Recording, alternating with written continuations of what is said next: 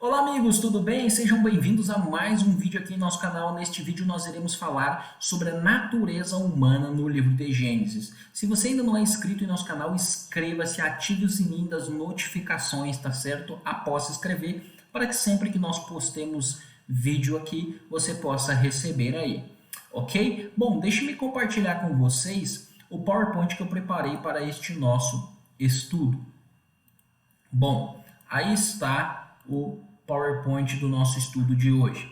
Bom, amigos, para nós falarmos sobre a natureza humana no livro de Gênesis, o primeiro verso que eu gostaria de ler com vocês é Gênesis 1:26. Esse é um verso muito importante neste sentido, tá certo? Aonde diz assim: Também disse Deus: Façamos o homem à nossa imagem, conforme a nossa semelhança. Tenha o domínio sobre os peixes do mar, sobre as aves do céu, sobre os animais domésticos, sobre toda a terra e sobre todos os répteis que rastejam pela terra. Então, este verso é um verso muito importante. Após o homem ter sido criado, né, Gênesis 2 nos informa que o homem foi criado do barro. Então, após o homem ter sido criado do pó da terra, então Deus diz para o homem que ele deveria governar sobre todos os animais, sobre toda a criação. Mas o que eu gostaria de chamar a sua atenção neste verso é para duas palavras muito importantes aí, a ideia que é apresentada quando é dito o seguinte: façamos o homem à nossa imagem conforme a nossa semelhança. É dito aí que o homem é feito a imagem e semelhança de Deus. O que é ser a imagem e semelhança de Deus? Bom, para nós falarmos sobre isso, eu gostaria de trazer para você à baila a ideia de imagem dentro do contexto da Bíblia hebraica e do contexto do Antigo Oriente Próximo. Para isso, eu gostaria de falar com vocês sobre essa palavrinha aí, tselem. A palavra tselem é a palavra que aparece aí para imagem. E o que é tselem? Bom, o dicionário de exegese diz o seguinte: a palavra ocorre duas vezes no Antigo Testamento, ou seja, melhor, na Bíblia hebraica, e considera que significa lugar, abrigo de sol ou sombra. Almeida traduzido como sombra e sonho, mas outras versões traduzidas como sombra, imagem, forma. O Briggs relaciona essa imagem, né, esta palavra, a imagem, imagem, semelhança, porque uma sombra é uma imagem ou semelhança do objeto que produz. Então, qual é a ideia da palavra tselem? A ideia da palavra tselem é que ela é uma sombra, ela é uma sombra de algo. Ou seja, o homem seria uma sombra de Deus. Então, se você como ser humano, você tem a sua sombra ela tem a sua forma. A ideia da palavra tselem é essa. Para ficar um pouco mais clara essa ideia, eu gostaria de citar o que diz o léxico de Kohler Baumgartner, onde nós temos o seguinte: imagem, estátua, ídolo, acadiano, né? No acadiano, substantivo, estátua de salu, estatueta, imagem, em particular a estátua de um deus, a estátua de um rei, uma estátua em geral, uma estatueta. E aí ele continua. Qual é a ideia ao se falar de uma estátua também? Essa expressão ela aparece no acadiano, ela aparece no ugarítico, para uma estátua de um rei, para a estátua de um deus. Ou seja, quando uma pessoa fazia estátua de um deus, ela fazia aquela estátua com a ideia de estar representando aquele deus. Então, aquela estátua seria a imagem daquele deus.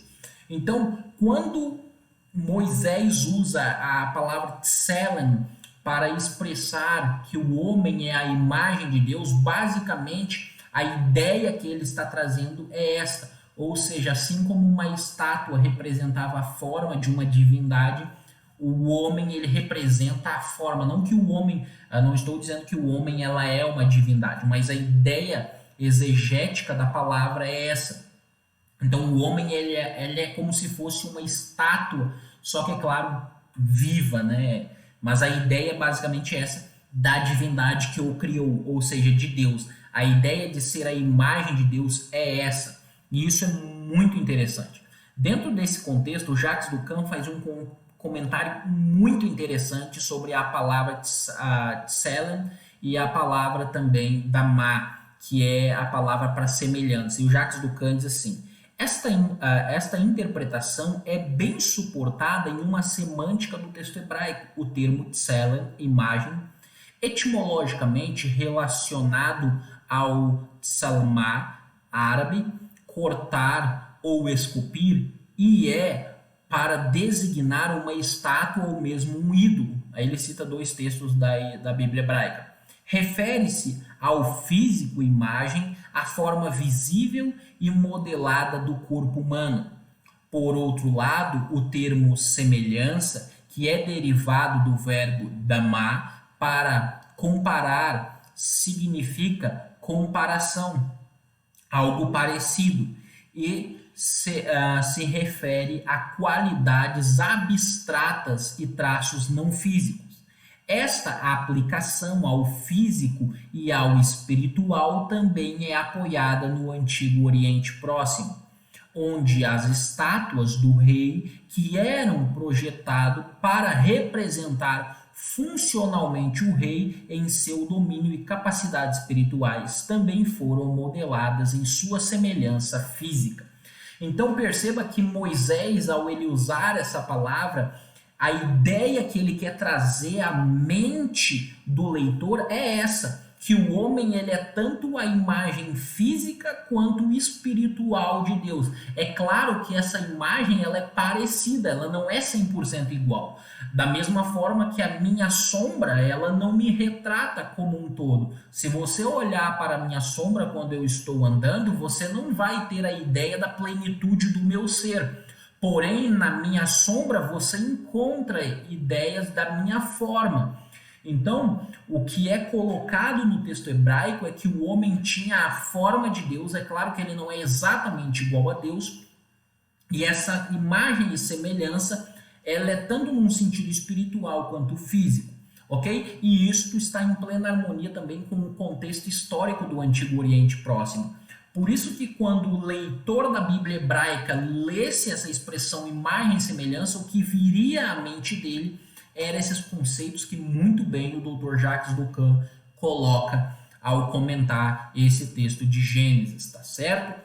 E então, o que nós temos na criação, então, o homem anterior ao pecado é um homem que ele é puro, que ele é perfeito em sua forma física, que ele é um homem espiritual, ok? Bom, mas vamos lá, vamos avançar. Gênesis 2:24, ainda falando do estado do homem antes da queda, diz o seguinte: o homem e sua mulher viviam nus e não sentiam vergonha.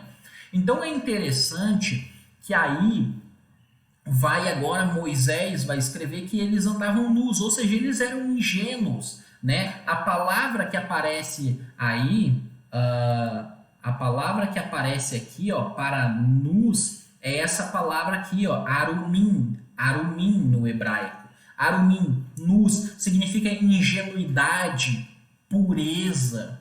Então, o homem, esse homem que é criado em imagem e semelhança de Deus, antes do pecado, ele é puro. Entende? Ele é puro, ele é ingênuo. Essa é a imagem que nós temos antes do pecado.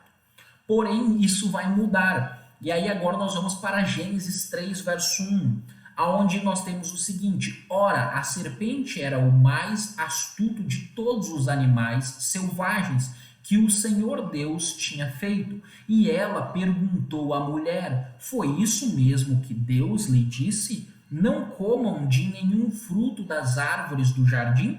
E a serpente continua falando. É interessante que o grande argumento da serpente é o seguinte: no dia em que vocês comerem, vocês serão iguais a Deus, vocês serão semelhantes a Deus. Perceba que interessante. O homem foi criado à imagem e semelhança de Deus. Mas a serpente diz para eles: quando vocês comerem do fruto da árvore proibida, ou seja, quando vocês pecarem, quando vocês se afastarem dos desejos de Deus, aí vocês serão de fato como Deus. Olhe como a serpente é astuta. Agora, é muito interessante que Moisés ele faz um jogo de palavras. Do capítulo 2 no capítulo 3, verso 1, Moisés ele faz um trocadilho com as palavras. Por quê? Porque a palavra astuto, ela é a palavra hebraica arum, ok? É a palavra arum. Arum é da mesma raiz de arumim que vocês acabaram de ler ali atrás. Só que arum aqui é astuto, mau, sagaz. Então perceba o trocadilho que Moisés está fazendo. Moisés diz no capítulo 2, verso 24, que eles eram puros. Agora, no capítulo 3, verso 1, Moisés diz que a serpente ela é astuta, ela é má, ela é ruim. Ok? E ele usa a mesma raiz, ele faz esse trocadilho. Ok? Arum, arumim, arum. E o leitor, ao ler isso, o leitor da Bíblia hebraica, ao ler isso, ele começa a criar uma tensão. Peraí, como é que é isso? A serpente, ela é astuta, ela é má, o homem é mau. Agora, o homem é bom. Agora, olha que interessante. A serpente, ela diz que quando eles comessem, então eles seriam como Deus. Mas veja, não foi isso que aconteceu. Em Gênesis 3, verso 7, é dito o seguinte: os olhos dos dois se abriram e perceberam que estavam nus. Então juntaram folhas de figueira, cobriram-se, para cobrirem-se. Amigos, esse verso ele é muito interessante, porque veja, Moisés disse no capítulo 2, 24, que eles viram que estavam nus.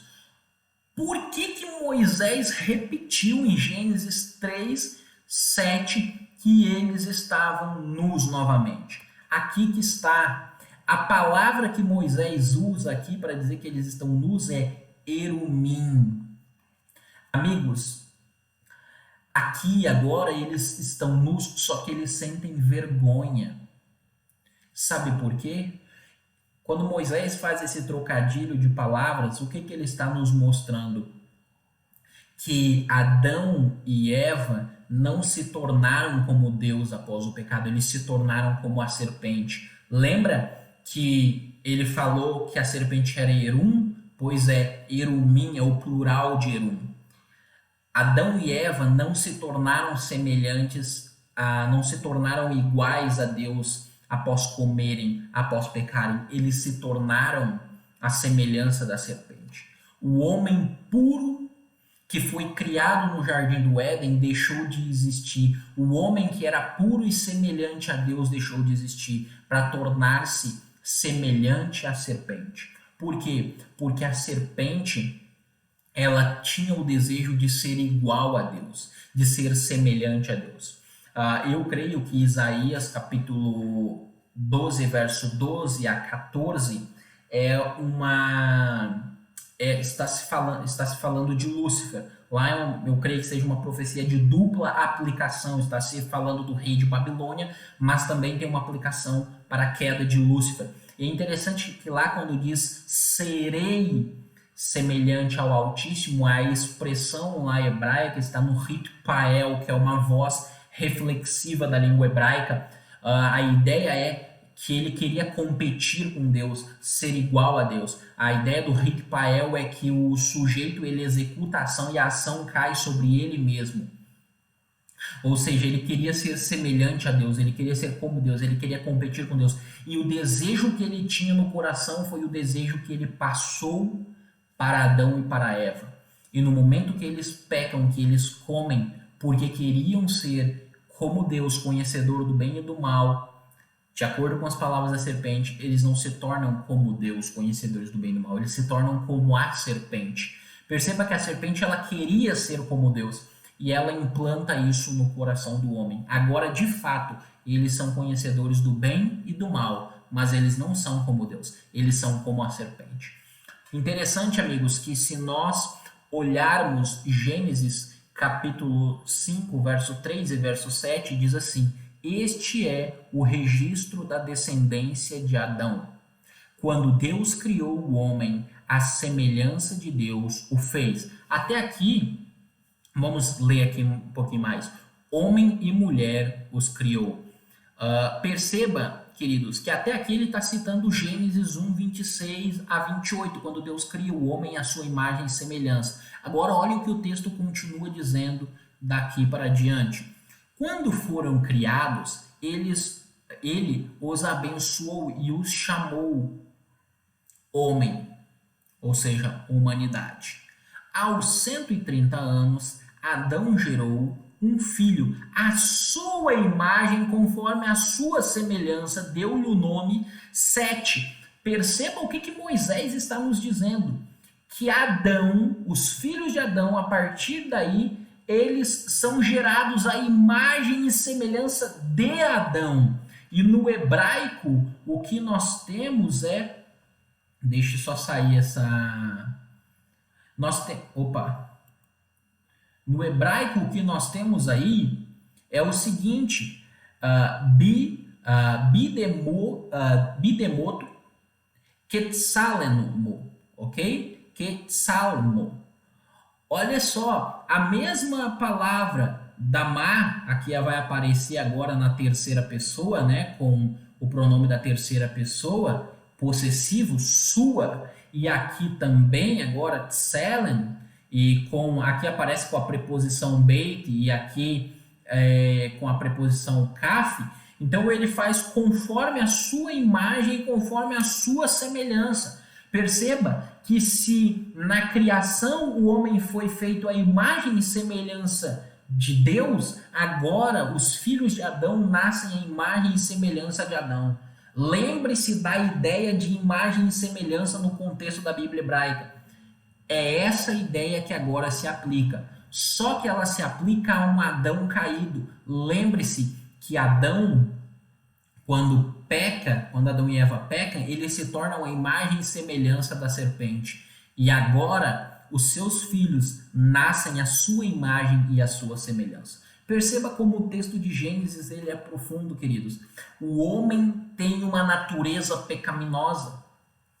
Quando o homem cai, ele adquire a natureza da serpente, uma natureza pecaminosa, uma natureza má. A inclinação dele é para o mal. É isso que diz Paulo lá em Efésios: por natureza eram os filhos da ira. Estávamos mortos em nossos pecados, Efésios capítulo 2. Percebam que Paulo, no 7, o pecado que habita em mim, isto é, na minha carne. Ou seja, Paulo entendia que havia um mal que habitava no ser humano, um mal que habita no ser humano e que leva o ser humano a pecar. Paulo diz: eu não faço o bem que eu quero, mas eu faço o mal que eu não quero. E quando eu faço isso, eu encontro a realidade que o pecado habita em mim. Ou seja, essa natureza pecaminosa passou de Adão para seus filhos e dos seus filhos para os filhos dele e assim por diante. De tal forma, amigos, que eu gostaria, deixe-me rapidamente tirar aqui o PowerPoint, que eu gostaria de ler com vocês aqui, Gênesis capítulo 6. Abram as Bíblias de vocês em Gênesis 6. Esse texto aqui eu não coloquei porque eu fiz questão de ler com vocês aqui. Gênesis capítulo 6, tá certo? O verso que nós vamos ler é o verso aqui 5, tá certo? Gênesis 6:5 diz assim: o Senhor viu que a perversidade do homem tinha aumentado na terra e que toda a inclinação dos pensamentos, olha aí, que toda a inclinação dos pensamentos do seu coração eram sempre e somente para o mal. Ou seja, agora toda a inclinação do homem, aqui coração está se referindo ao homem como um todo, como seus desejos, ou seja, cada vez mais ia aumentando de geração em geração, até que aqui na geração de Noé, eles atingem o clímax da maldade e dos desejos pecaminosos. E é por isso que Deus vai destruí-los no dilúvio. Porque eles se entregaram a essa natureza. Aqui que está o ponto. E eu vou mostrar para você que o problema não era simplesmente, é claro que essa natureza ela é um problema, e essa natureza vai ser arrancada de nós na glorificação. Ok? Louvado seja Deus. Só que o que acontece? O problema maior ainda era que eles se entregaram a essas paixões. Ok? Eles se entregaram.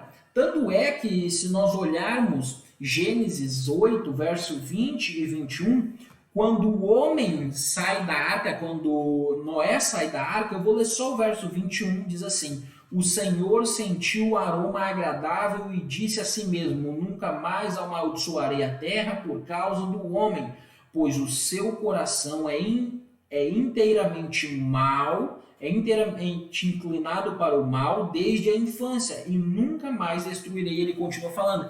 Ou seja, quando Noé sai da arca, a mesma coisa é dito. O coração do homem é inclinado para o mal desde a sua infância. E se nós pegarmos a expressão hebraica que aparece aqui, a frase hebraica, a construção hebraica, é a mesma que aparece em Gênesis 6, verso 5. Ou seja, quando Noé e sua família saem da arca, eles continuam tendo a mesma natureza de Adão caído. E aqui que está o ponto. A grande diferença entre Noé e sua família e os antediluvianos era que Noé não se entregou às paixões da natureza caída. Noé lutava para ser uma pessoa melhor. Da mesma forma, quando nós olhamos o livro de Gênesis, e aqui eu vou fazer uma breve menção de dois personagens que aparecem dois ciclos no livro de Gênesis, que é o Abraão e Jacó. Quando nós temos ali em Gênesis 12, você tem um chamado de Abraão.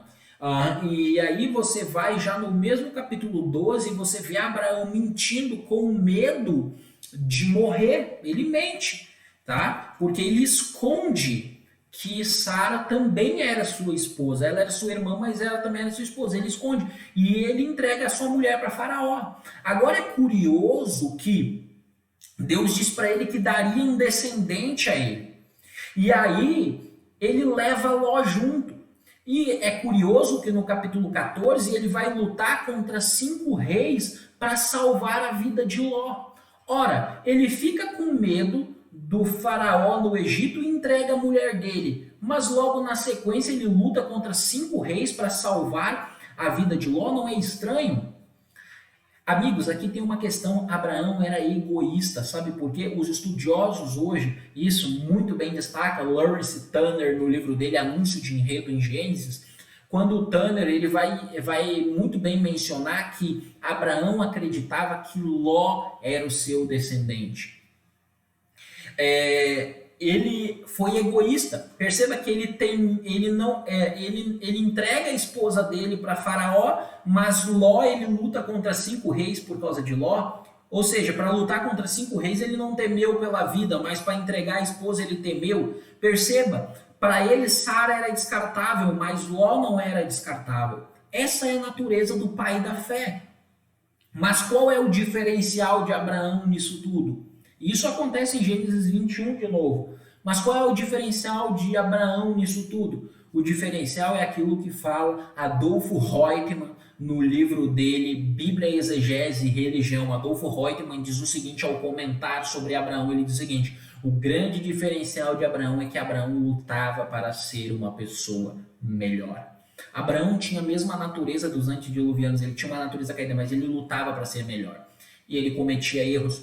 Vamos rapidamente pegar a história de Jacó de uma forma bem sucinta. Veja, Jacó foi criado um menino mimado pela mãe, porque o pai, Isaac, era insensível aos planos de Deus, porque lá em Gênesis 25, Deus disse para Isaac,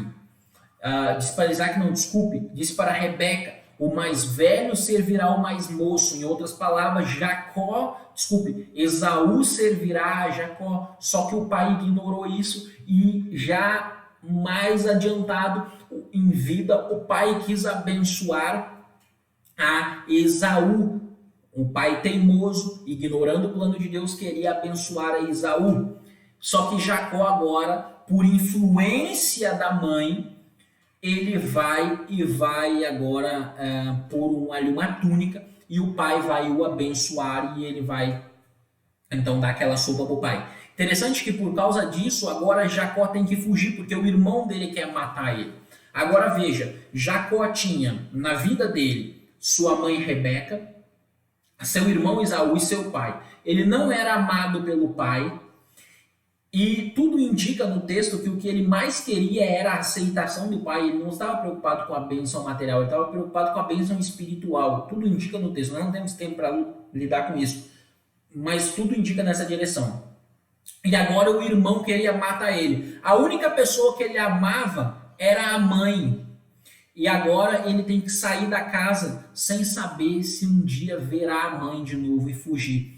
Quando ele foge, ele encontra com quem? Ele encontra com Raquel abrindo um poço. Ele se apaixona por Raquel. O texto diz que ele chora. É interessante que o texto hebraico usa uma expressão Yofer Rachel Tuar Maer, se não me falha a memória, é essa expressão. E era bela de porte e de aparência. Essa mesma expressão só aparece 3 vezes na Bíblia, outra para José e outra para Absalão, e essa para Raquel. Ao que o texto tudo indica, Raquel era linda e Lia era feia. Não tenho tempo para entrar nisso, mas ao que tudo indica era isso. O que acontece? Jacó se apaixona.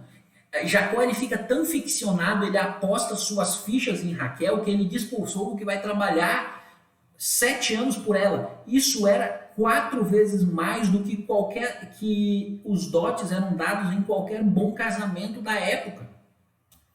E aí, meus amigos, ele trabalha 7 anos, não recebe ela, e quando chega no final dos 7 anos, ele diz assim: dá-me minha filha. E o texto em português, ele maquia um pouco a ideia do hebraico, porque a ideia hebraica é: dá-me tua filha porque eu quero fazer sexo com ela. Jacó estava doido para possuir ela. Jacó apostou as fichas dele na relação com Raquel.